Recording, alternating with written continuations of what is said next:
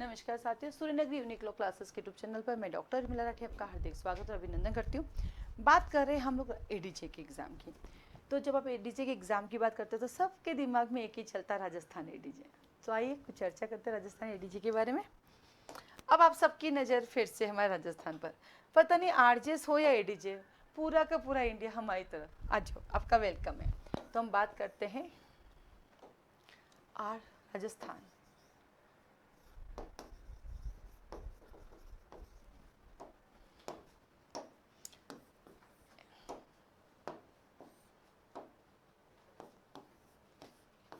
सबकी नज़र राजस्थान एडीजे पर कब आ रहा है?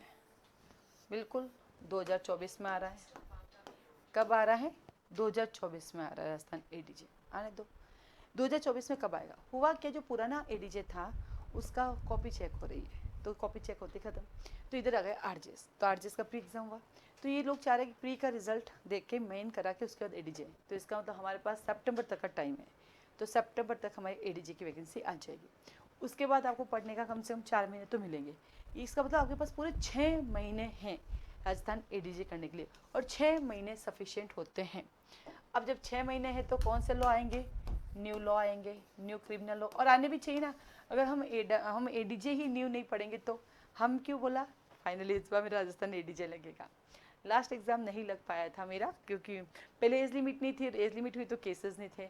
तो नाउ एज भी हैं, केसेस भी हैं, और वकालत के ज़्यादा नहीं तो 16 साल तो हो ही गए हैं।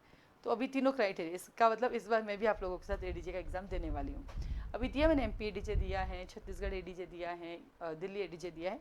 तो अब अपना फोकस राजस्थान एडीजे है। ऊपर वाला आरजेस तो बना नहीं रहे हैं, तो क्या पता सब बच्चे के तब के डायरेक्ट एडीजे बन जाओ, तो हम सब मिलके बनते हैं। और सीटें भी अच्छी हैं, सीटें भी लगभग आपके 79+ हैं, क्योंकि पहले वाली बाकी बची हुई नहीं है, डाल देंगे। अब सवाल ये आता है कि लेंगे कितने? अब इसका तो कोई है ही नहीं। या तो हम सब एडवोकेट्स को मिलकर सुप्रीम कोर्ट तक जाने चाहिए, या तो ये एडवोकेट कोटा ही ख़त्म कर दो, और अगर दे रहे हो तो फिर सीटें दो। ऐसा नहीं है, हम में से बहुत सारे ऐसे एडवोकेट्स हैं जो अच्छे से पढ़ते हैं, उनको सब कुछ आता है, और फिर भी आप लिख देते तो कोई नहीं पाया गया। इस बार जब एमपी डीजे देखे आई मैं, और उसका जब रिजल्ट देखा तो मुझे बहुत दुख हुआ। मेरा नहीं हुआ था मेन में, बट जो मेरे पीछे बैठे थे उनका मेन क्लियर हो गया, जो मेरे इस साइड बैठे थे उनका मेन क्लियर हो गया, और जो मेरे रूम में फर्स्ट नंबर पर बैठे थे उनका मेन क्लियर हो गया, और एक और मैडम है उनका हो गया। जब देखा हमने पिछले 4 सालों से, तो इनमें से 3 लोग तो बार बार रिपीट हो रहे इंटरव्यू कॉल के लिए, और जब उनका रिजल्ट उनका नहीं हुआ, लिटरली मेरे आंखों में आंसू थे, जबकि मेरा तो मैन ही नहीं हुआ।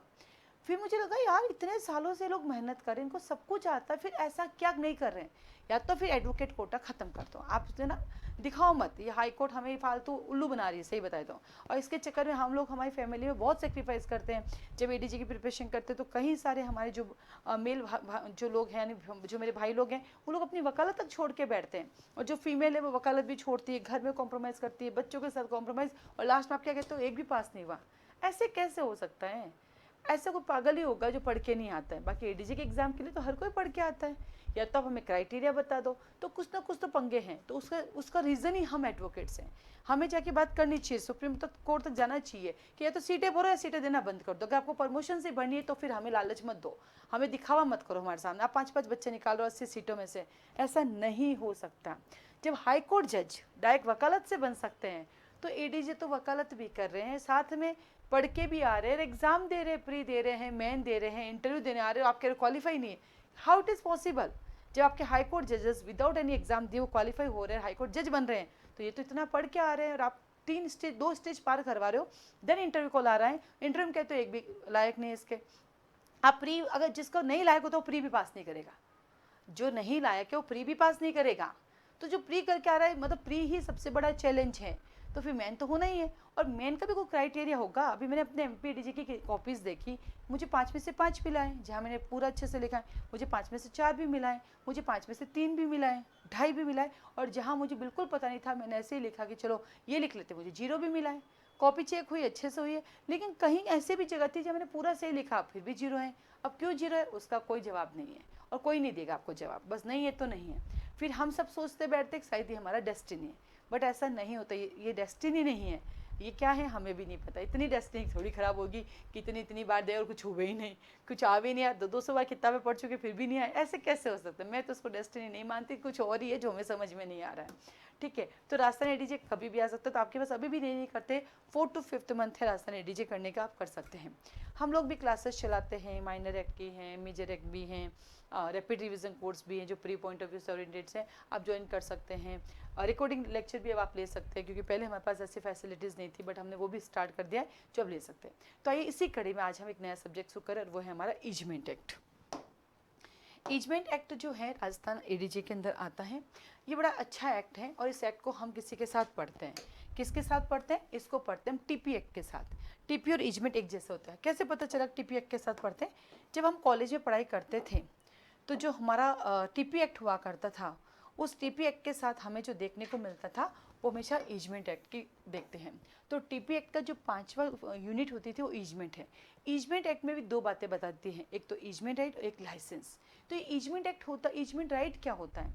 आपने कभी सुना होगा कि जब एक घर बन रहा होता है, जैसे एक मकान बन रहा है, ये बन गया, इसके पास दूसरा मकान बनता है, इसका एक ही फ्लोर बना हुआ है और ये दूसरा फ्लोर बनाता है, तो यहाँ पे खिड़कियाँ रखने से रोक दिया जाता है, क्योंकि आज इसने खिड़कियाँ बना दी और भविष्य में ये अगर मकान बनाएगा तो इसको इतना स्पेस छोड़ने के लिए कहा जाएगा, क्योंकि आप उसके एयर का राइट को हनन नहीं कर सकते। ठीक वैसे जब एक मकान बना हुआ है और दूसरा मकान बनता है, तो इसको रास्ता देने का अधिकार देना पड़ेगा, आप इसके रास्ते को रोक नहीं सकते।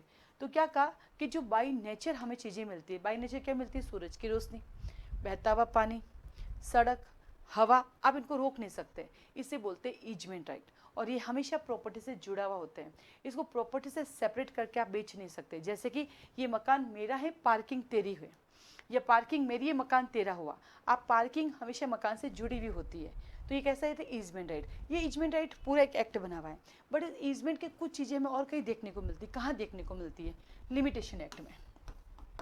जब लिमिटेशन एक्ट पढ़ते हैं तो सेक्शन नंबर आता है आपके पास 25, 26, वहाँ पर भी कहते हैं, जब ईजमेंट राइट की बात आती है तो आपने अक्सर सुना होगा कि प्राइवेट प्लेस पर आप 20 ईयर्स तक रह जाते हैं विदाउट एनी डिस्टर्बेंस, आप अगर किसी चीज़ को यूज़ कर लेते हो वो आपका हो जाता है, और यदि वही गवर्नमेंट की होती है तो 30 ईयर्स है, वो आपकी हो जाती है। इसे आप देखना कि कोई बंदा सदियों से कोई काम कर रहा है, वो परमानेंट हो जाता है, आप उसको मना नहीं कर सकते। मान लीजिए एक बंदा है, ये उसका घर है, ठीक है, यहाँ पे एक जगह खाली पड़ी, किसी के पास नहीं, वो रोज़ अपनी 2 गाड़ी यहाँ पे खड़ी करता है, करते करते 20 साल निकल जाते हैं। अगर प्राइवेट की है तो 21 साल उसकी हो जाती है, यदि गवर्नमेंट की ज़मीन है कोई 20 साल में खाली नहीं करता है तो 21 साल उसकी हो जाती है। तो मुझे आज भी याद है 2015 में मुझे अपने गांव से सरपंच का चुनाव लड़ने का मौका मिला था।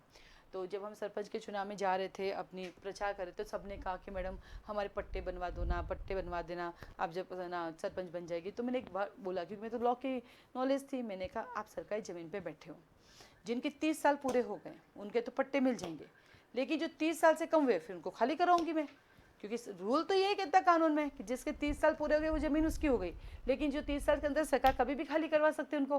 तो सब चुप, क्योंकि इस कानून का नॉलेज, इस राइट का नॉलेज बहुत कम लोगों का है, पता ही नहीं है। और सरकारी कर्मचारी तो क्या कहें, उनका मैं कुछ नहीं, नो कमेंट। तो कई बार होता है कि जो गोचर भूमि होती हैं या कहीं गवर्नमेंट की खाली ज़मीन पड़ी होती है, लोग उस पर रहते हैं, पता नहीं रहने वाले लोगों को वहाँ पे उनके पास पट्टा तक नहीं होता है, ठीक है। उसके बाद ही इलेक्ट्रिसिटी का उनको क्या बोलते हैं वो मिल जाता है, आपका कनेक्शन मिल जाता है। पानी का कनेक्शन कैसे मिल जाता है? जब हम घर खरीदते हैं, घर का मकान का पट्टा होता है, पट्टे की भी यहाँ पर सब चीज़ें थे, वहाँ सब कुछ मिल जाता है। अब बताओ कौन जिम्मेदार? इसके लिए भी नो कमेंट, सबको पता कौन जिम्मेदार, कैसे मिल जाते हैं। जब हम घर खरीदते उस पट्टे पर ही सब चीज़ें मिलती है, पर वहाँ सब कुछ पहले से मिल जाता है। फिर करते करते 30 साल हो जाते हैं, फिर उनको पट्टे भी जारी हो जाते हैं कि भैया सरकार की ज़मीन पर 30 साल रह गए, ज़मीन इनकी हो गई। ये कानून कहता है, मैं कुछ नहीं कहती, ठीक है। तो ये ईजमेंट राइट है, जो कि आपकी लाइट, आपकी एयर, आपका वाटर और वेस्ट से जुड़ा हुआ है। प्रकाश, वायु, आपकी क्या बोलते हैं, प्रकाश, वायु, मार्ग और जल से जुड़ा हुआ है, इसको बोलते हैं ईजमेंट राइट। और क्या बोलते हैं, transfer of property act section 6 कहती हैं कि आप ईजमेंट को उसकी प्रॉपर्टी से सेपरेट करके ट्रांसफ़र नहीं कर सकते हैं, ठीक है। आगे चलते हैं। इस एक्ट के अंदर टोटल कितने चैप्टर हैं? टोटल इसके अंदर 6 चैप्टर हैं। बोला ठीक है, 6 चैप्टर को डिवाइड किया 64 में, तो इसमें 2 भाग में डिवाइड है। ये जो पहला पार्ट है वो ईजमेंट की बात करता है, और जो दूसरा है वो लाइसेंस की बात करता है, ठीक है। फिर आता है इसका एक्सटेंड होल ऑफ इंडिया। अब आपका प्री का क्वेश्चन आ रहा है, आप अटेंड करना। ये जो कोई क्लास है, ये लाइव क्लास है, जिसमें स्टूडेंट भी बैठे हैं जूम पर, और आपको यूट्यूब पे भी मिल रही है। तो क्वेश्चन आ रहा है आप सबके पास, ईजमेंट एक्ट का एक्सटेंड होल ऑफ इंडिया में है, कब से? नंबर ए प्री में कुछ भी आएगा, चाहे एडीजे हो, चाहे आरजेस हो, चाहे डीजेस हो, चाहे बीजेस हो, चाहे यूपीजेस, प्री सबका इक्वल होता है, कुछ भी आ सकता है, चाहे एमपीजेस हो। तो आपका पास आता है नंबर ए ऑप्शन, 1 जुलाई 1881 से, बी 1 जुलाई 1882 से, सी 31 अक्टूबर 2019 से, और डी 31 अगस्त 2019 से। अब प्री में है तो आप लोगों को अपने चैट बॉक्स में इसका आंसर देना है। जो लाइव बैठे हो चैट बॉक्स में दीजिए, जो क्लास में लाइव बैठे हैं, और जो यूट्यूब पे देख रहे हैं वो जो आपने कमेंट बॉक्स में दीजिए कि इसका आंसर क्या होता है। अभी 2 मिनट बाद आपको आंसर भी मिल जाएगा, बट फिर भी आपको जो समझ में एक बार दो। नेहा मैडम, अनु मैडम, एक बार जो आए समझ में वो दो, आंसर तो आपको देना पड़ेगा। इजमेंट एक्ट का एक्सटेंड पूरे इंडिया में कब से है? 1 जुलाई 1881, 1 जुलाई 1882, 31 अक्टूबर 2019, 31 अक्टूबर 2000, 31 अगस्त 2019। नेहा मैडम का जवाब आ चुका है। ओके, यस, आप भी दीजिए, आप भी दीजिए भाई, दीजिए दीजिए दीजिए दीजिए। ओके, तो अभी इन दिनों हमने कई ऐसे एक्ट देखे जिसमें आता था कि भैया 31 अक्टूबर 2019 से अप्लाई हो रहा है।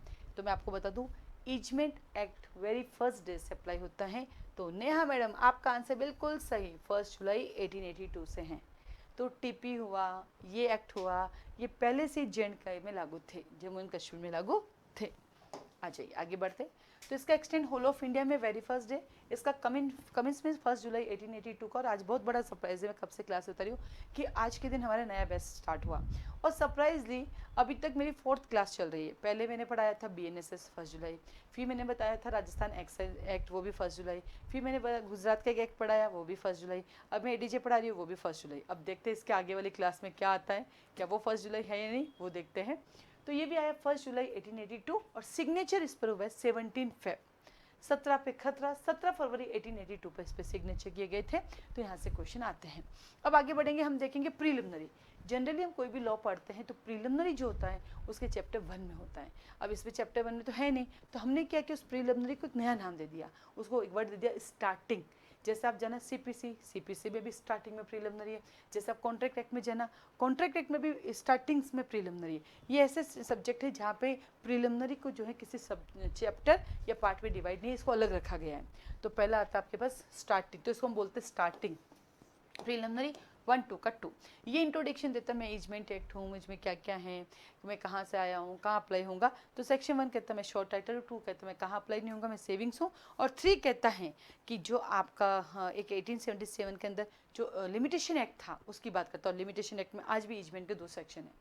फिर इसकी डेफिनेशन, जैसे बाकी सबकी डेफिनेशन क्लोज होती है ना, कुछ माइनर एक्ट ऐसे होते हैं जिनके अलग से डेफिनेशन क्लोज नहीं होती है। तो इसका सेक्शन 4 में सिर्फ इजमेंट की डेफिनेशन दे रखी है, बाकी किसी की डेफिनेशन उन्होंने नहीं दे रखी है। तो चैप्टर 1 में 3 सेक्शन है, 1, 2 का 3। स्टार्टिंग में 3 सेक्शन है, 1, 2 का 3। ना आता है चैप्टर 1 इजमेंट जनरली। अब इसमें हमें बताएगा इजमेंट क्या है, कैसे राइट क्रिएट होता है, कहाँ क्रिएट होता है। इसके अंदर 2 प्रॉपर्टी होती है, एक आपका क्या बोलते हैं हेरिटेज कहलाती है, दूसरा डोमिनेट कहलाती है। दोनों के अपने क्या होते हैं, हेरिटेज डोमिनेट होता है, एक सर्विएंट डोमिनेट होता है। एक को बोलते हैं अधिष्ठायी संपत्ति, एक को बोलते हैं अनुसेवी संपत्ति। तो जिस प्रॉपर्टी को इजमेंट राइट मिलता है उसे बोलते हैं अधिष्ठायी संपत्ति। क्या बोलते हैं उसको, अधिष्ठायी संपत्ति। और इंग्लिश में आपको उसको बोलते हैं डोमिनेट। और जिस प्रॉपर्टी पर इजमेंट राइट डिपेंड करता है उसको बोलते हैं सर्विएंट, यानी हिंदी में बोलेंगे अनुसेवी संपत्ति, वो उसका सेवक बन जाती है। ठीक है, देन हम पढ़ेंगे सेक्शन नंबर 2। अब इसमें हम क्या करेंगे, आपका द इम्पोजिशन कैसे इजमेंट इम्पोज होता है, कैसे उसको अक्वायर किया जाता है और कैसे उसको ट्रांसफ़र किया जाता है, 8 to 19 पढ़ेंगे। और यहाँ पे हम इजमेंट के टाइप्स भी पढ़ेंगे कि इजमेंट के क्या क्या टाइप होता है, क्वाजी इजमेंट क्या होता है, कस्टमरी इजमेंट क्या होता है, परपेचुअल इजमेंट क्या होता है। वहीं से हमारे मेन क्वेश्चन होता है। मेन जो सेक्शन इसका वो है सेक्शन 15 और सेक्शन 16। और जो इसका सेक्शन 15 और 16 है वही हमारे लिमिटेशन एक्ट का सेक्शन नंबर 25 और 26 है। उसी में ही लिखा हुआ है 20 ईयर्स तक आप किसी प्रॉपर्टी को विदाउट डिस्टर्बेंस के आप यूज़ कर लेते हो तो वो प्रॉपर्टी आपकी हो जाती है। देन आता है तो starting preliminary, chapter 1 easement generally, chapter 2 कहता है मैं हूँ आपका imposition, acquisition and transfer of easement 8 to 19। फिर आता है चैप्टर नंबर 3। चैप्टर 3 कहता है इंसिडेंट्स ऑफ इजमेंट 20 से 31। ये अपने आप में 6 नंबर का क्वेश्चन होता है जिसको हमें लिखना होता है। कॉलेज में कैसे लिखते हैं, टाइटल के साथ, वैसे लिखना होता है। ये बताता है कि क्या इफेक्ट होता है तुम्हारे इजमेंट राइट का जब तुम किसी को देते हो, कैसे उसके पास वो आ जाता है। तो इसको बोलते हैं इंसिडेंट का मतलब होता है लीगल इफेक्ट, लिख लीजिए। इंसिडेंट का मतलब होता है लीगल इफेक्ट। ये इंसिडेंट हमें टीपी एक्ट में भी पढ़ने को मिलता है जब हम सेक्शन 8 पढ़ते हैं, ठीक है। तो क्या कहते हैं इंसिडेंट ऑफ इजमेंट, सुखाचार की प्रसंगतियाँ क्या होगी 20 से 31 पढ़ेंगे जो कि अपने आप में एक मेन का क्वेश्चन होता है। तो पहला आता है स्टार्टिंग प्रीलिमिनरी, फिर आता है आपके पास चैप्टर नंबर 1 इजमेंट जनरली, फिर चैप्टर नंबर 2 में 3 बातें बताता है, इम्पोजिशन, एक्विजिशन एंड ट्रांसफर बताता है, और चैप्टर नंबर जो 3 है वो आपको बताता है इंसिडेंट्स क्या क्या होंगे, लीगल इसके इफेक्ट क्या क्या होंगे। फिर चैप्टर 4 कहता है द डिस्ट्रीब्यूशन ऑफ इजमेंट, सुखाचार का, एक मिनट को इसको हिंदी में कुछ और होगा इसका। हाँ, इजमेंट का डिस्ट्रीब्यूशन कैसे करेंगे, सुखाचारों में डिस्टर्बेंस, सॉरी विघ्न कैसे डाला जाएगा। तो आओ इसमें लिखेंगे सुखाचारों में विघ्न। डिस्टर्बेंस कौन कर सकता है, सुखाचार में विघ्न। अगर कोई किसी के सुखाचार में विघ्न करता है, डिस्टर्बेंस करता है, तो उसके अगेंस्ट सिविल सूट इंस्टीट्यूट किया जा सकता है। क्या करेंगे, सिविल सूट इंस्टीट्यूट करेंगे। सिविल सूट कैसे इंस्टीट्यूट करेंगे, सीपीसी अप्लाई होगी। क्या होगा, सीपीसी अप्लाई होगी। सेक्शन नंबर आपका 32 से 36 तक आता है। यहाँ से भी हमारा एक क्वेश्चन बनता है कि जब कोई भी इजमेंट में डिस्टर्ब करता है ना, तो कानून अपने हाथ में नहीं लेंगे, आपको जाके ना सिविल सूट फाइल करना पड़ेगा। यदि आपने नहीं किया तो किसी को जबरदस्ती निकालोगे होता तो बिठे बिठाए आपके ऊपर क्रिमिनल केस बन जाएगा। तो स्टार्टिंग कहता है मैं प्रीलिमिनरी हूँ। चैप्टर 1 कहता है इजमेंट जनरली, चैप्टर 2 कहता है आपका imposition, acquisition and transfer of easement, chapter number 3 कहता है इंसिडेंट क्या होंगे, और चैप्टर 4 कहता है अगर डिस्टर्बेंस क्रिएट करोगे तो क्या उसका इफेक्ट दिखेगा, आप सिविल सूट इंस्टीट्यूट कर सकते हैं। देन आता है चैप्टर नंबर 5। चैप्टर 5 कहता है extinction, suspension and revival of easement. पहले दो फिर वापस ले लो। क्या कहता है सुखाचार का निर्वापन कब होगा, निलंबन कब होगा, पुनः प्रवर्तन। वेरी इंपॉर्टेंट है, ये 3 पार्ट में डिवाइड होता है। जैसे इसके 3 नाम हैं वैसे इसके सेक्शंस भी अलग अलग है।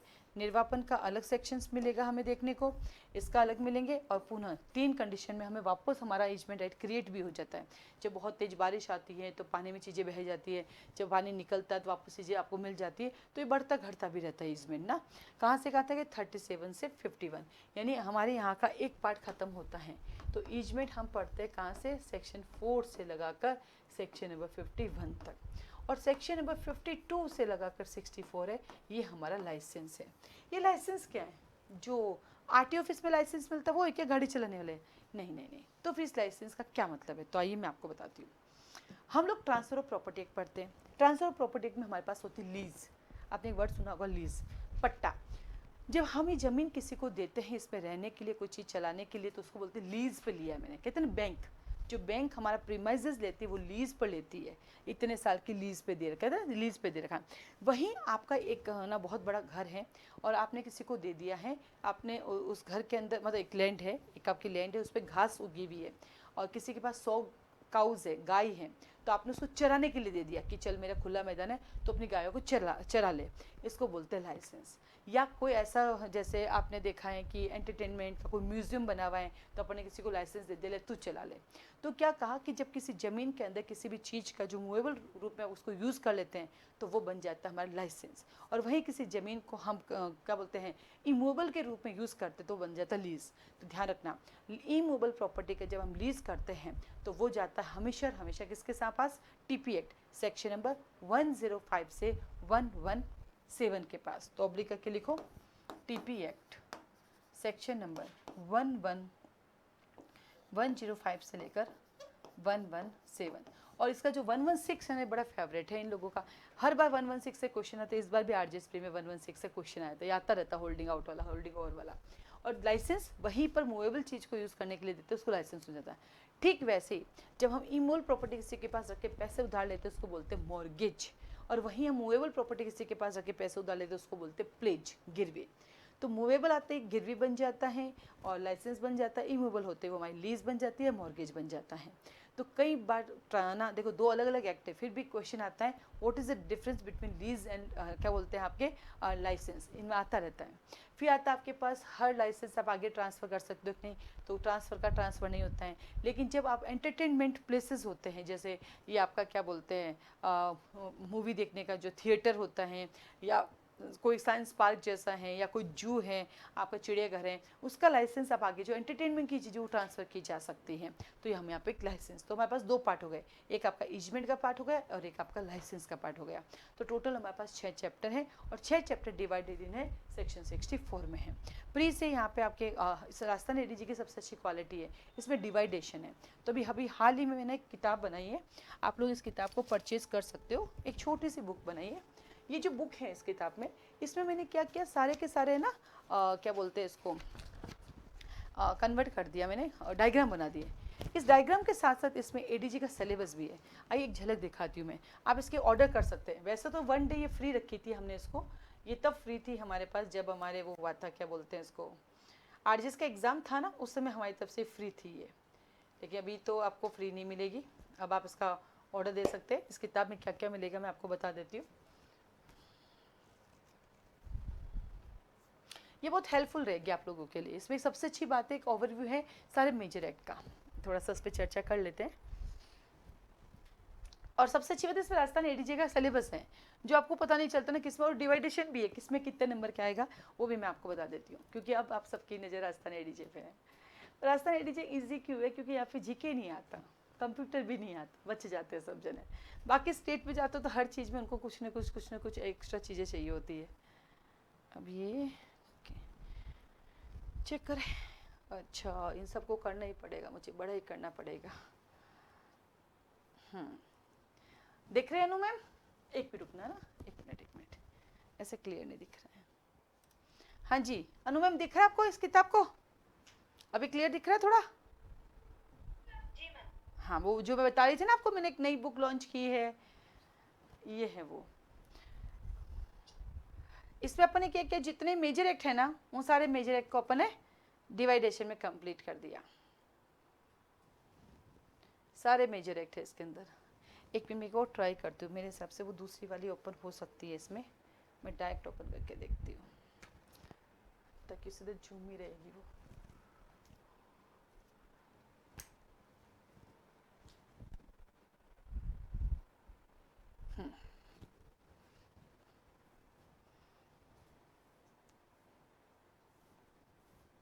ये देखो इसमें सारे मेजर एक्ट हैं आपके पास। तो 1 डे ये फ्री थी, अभी ये 60 रुपीज़ की है, और इसका स्पीड पोस्ट चार्ज अलग लगेगा बाकायदा। इसमें हमारे इंस्टीट्यूट के अब तक के रिजल्ट भी हैं, और मैं आपको बताते हुए बहुत खुशी हो रही है कि मेरे फाउंडेशन बैच में 2 बच्चे थे, मतलब बहुत सारे बच्चे थे एडीजे में, जिनमें से 2 लोग सेलेक्ट हो चुके हैं, एक झारखंड में और एक महाराष्ट्र में। तो हमारा खाता एडीजे में भी खुल रखा है कहीं ना कहीं से।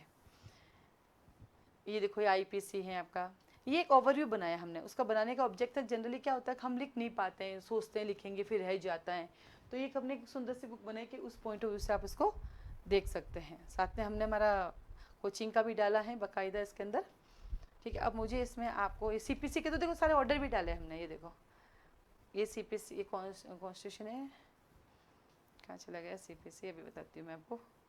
कॉन्स्टिट्यूशन को 4 पार्ट में भी शेड्यूल भी डाला है हमने इनमें।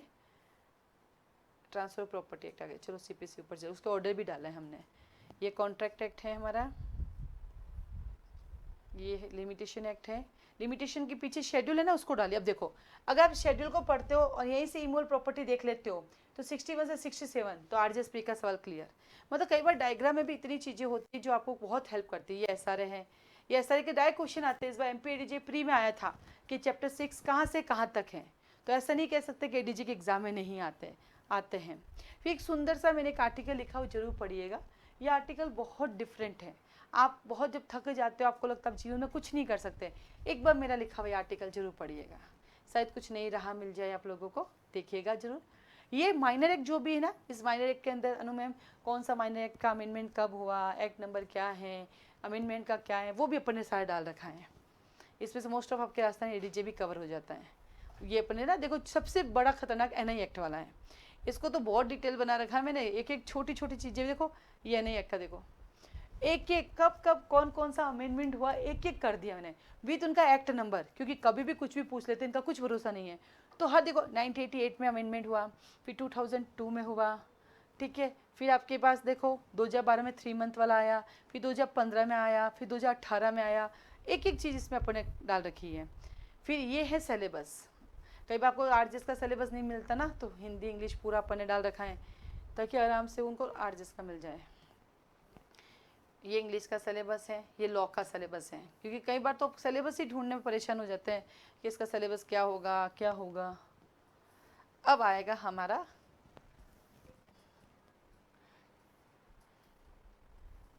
ये देखो, अब ये एडीजी का सिलेबस है, ठीक है।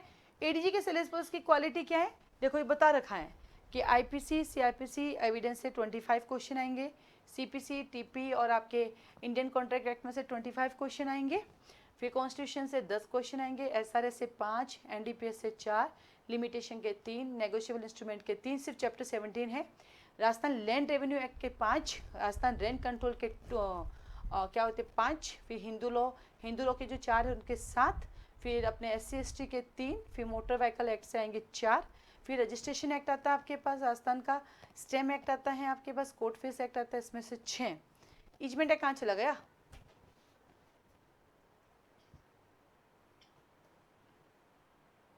इजमेंट एक्ट किसी के साथ आ गया होगा, मैं देखा नहीं, एक मिनट ना, और टीपी के साथ है क्या, क्योंकि हमेशा टीपी के साथ ही जुड़ा हुआ होता है, नहीं ट्रांसफर प्रॉपर्टी एक्ट के साथ ही है।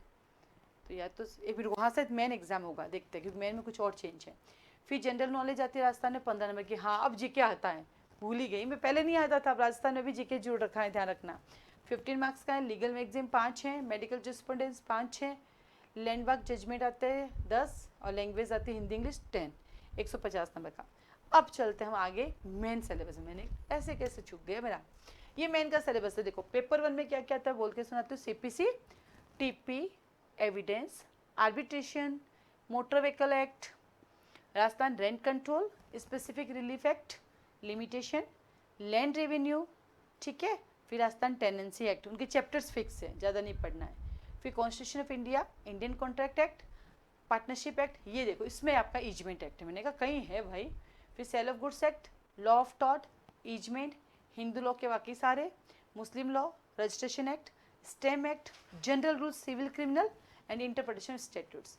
थर्ड में आएगा सीआरपीसी, अभी चेंज हो जाएगा है ना, जब नया वाला आएगा तो ये हो सकता है बीएनएसएस हो जाएगा, तो तीनों क्रिमिनल लॉज, देन आपका एनडीपीएस, फिर जेजे एक्ट आपका, देन एनआई एक्ट, सिर्फ चैप्टर 17, इलेक्ट्रिसिटी एक्ट सिर्फ चैप्टर आएगा एक, फिर आपका आता करप्शन एक्ट, फिर आता protection of women domestic violence act, फिर आता protection children from sexual harassment POCSO, और देन मेडिकल जूरिस्प्रूडेंस। और फिर ये आपके आता फोर्थ पेपर में अपने आएगी लैंग्वेज इंक्लूडिंग ट्रांसलेशन आएगी, ऐसे आएगा अपने पास Hindi to English, English to Hindi, judgement writing आएगी अपने इशू सेटलमेंट करना, और ये अपने एडीजी का पूरा सिलेबस। और ये इस किताब में हमने कुछ एक्स्ट्रा चीज़ें भी दी हैं जो स्टूडेंट्स के पास जाएगी तो उनके कुछ काम भी आएगा, तो ऐसे करके हमने एक बुक बनाई है, अगर आप में से कोई लेना चाहे तो बता सकता, आप ले सकते हैं, 60 रुपीज़ इसका प्राइस है, और बाकी तो जो क्या बोलते हैं जो स्पीड पोस्ट का जो चार्जेस होगा आपका वो नॉमिनल 25 रुपीज़ है। आज ही हम लोगों ने थोड़ा सा इसको चेंज किया कि भाई हमें वो चाहिए, तो इसका 25 रुपीज़ इसका है। तो इस तरह से हम लोगों की क्लासेस भी चल रही है, तो तैयार हो जाओ आप लोग राजस्थान एडीजे के लिए।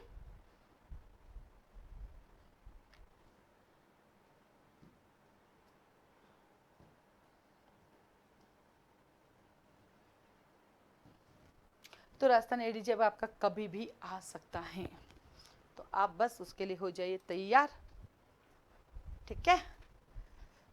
तो और आपकी कोई क्वारी हो तो आप मुझे कॉल मैसेज कर सकते हैं। तो ईजमेंट एक्ट हमारे लिए मेन एग्जाम में आता है, जैसे कि मैंने आपको बताया था वो इंसिडेंट वाला जो प्रोविज़न था, जो कि सेक्शन नंबर हमारे पास आता है 20 से लेकर 31 तक, वो हमारा मेन एग्जाम का क्वेश्चन है। साथ ही साथ वो मैंने बताया था जो रिप्रोड्यूस जो होता है पुनः प्रवर्तन, वो हमारा मेन में आता है। लाइसेंस का अपना एक क्वेश्चन आता है। अभी तक जो भी हमने पढ़ा उससे रिलेटेड कोई क्वेश्चन है तो मुझसे पूछ सकता है। नो मैडम है मैडम, कोई भी आपका क्वेश्चन है तो मुझसे पूछे। एक बार मैं खुद रीड करूंगी, देन उसके बाद में पूछती हूँ। ठीक है, ठीक है। तो यहाँ पे ये क्लास आपकी कंप्लीट होती है। तो ये यूट्यूब पे इसलिए डली है कि भाई लाइव क्लासेस जो थी आपको भी शेयर की हमने। एडीजे के बैचेस ज्वाइन करना है, उसकी फीस स्ट्रक्चर के बारे में जानना है तो मुझे कॉल मैसेज कर सकते हैं। आज के लिए धन्यवाद।